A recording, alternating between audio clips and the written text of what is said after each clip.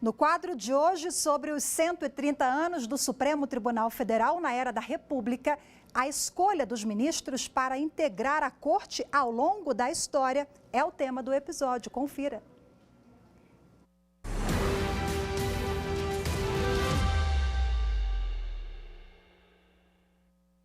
De 1891 até os dias atuais, este Supremo Tribunal Federal perpassou 6 constituições e testemunhou um amadurecimento cívico da nação brasileira. E a Suprema Corte também amadureceu. Ao longo da existência do STF, a quantidade de membros na Corte mudou várias vezes até chegar aos dias de hoje, com 11 ministros. A indicação de cada um continua como 130 anos atrás. O presidente da República indica e o Senado Federal deve aprovar por maioria absoluta, ou seja, 41 dos 81 senadores devem estar de acordo com a escolha. Esse membro do Supremo não necessariamente precisa ser jurista. As pessoas às vezes pensam que precisa ser um advogado ou um juiz. O que ele precisa é ter notório saber jurídico e reputação ilibada. Outra mudança no Supremo é que hoje os ministros têm muito mais liberdade em seus julgamentos. Em alguns momentos que nós tivemos de ditadura, essa emancipação e essa independência ela ficava comprometida, porque os ministros eles tinham receio de uma reação do Poder Executivo. Houve alguns ministros que foram aposentados compulsoriamente por meio de ato institucional, mas desde a Constituição de 1988, com o estabelecimento da democracia, a independência institucional do judiciário está plenamente garantida e cada vez mais os membros estão atuando com independência. A escolha da presidência da cúpula do judiciário também passou por mudanças ao longo dos 130 anos.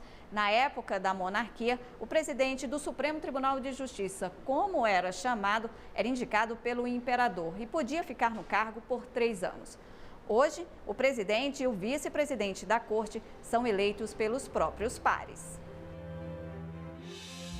A primeira sessão plenária na era republicana foi realizada no dia 28 de fevereiro de 1891, presidida pelo ministro interino Sayão Lobato, o Visconde de Sabará, que já presidia a corte na época do Império.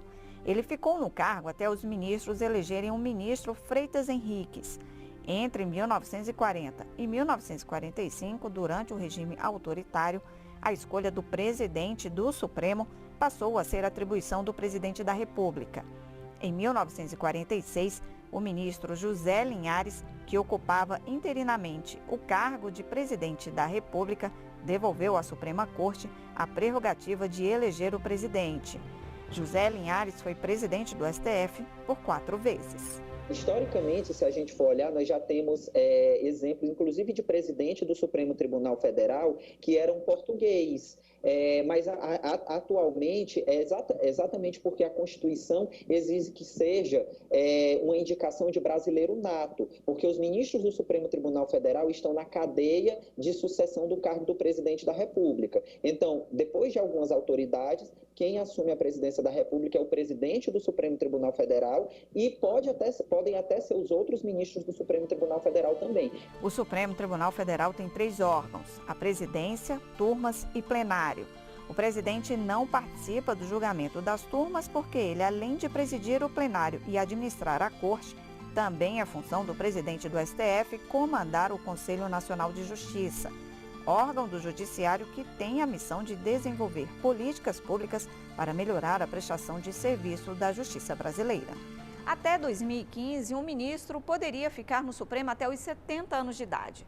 Uma emenda à Constituição aumentou a idade máxima para 75 anos. A aposentadoria compulsória é aos 75 anos, tanto para integrantes do Poder Judiciário, Executivo, Legislativo, qualquer servidor público federal, aos 75 anos precisa se aposentar. Já houve momento no Brasil em que não existia aposentadoria compulsória e nós tínhamos, portanto, ministros mais velhos do que isso.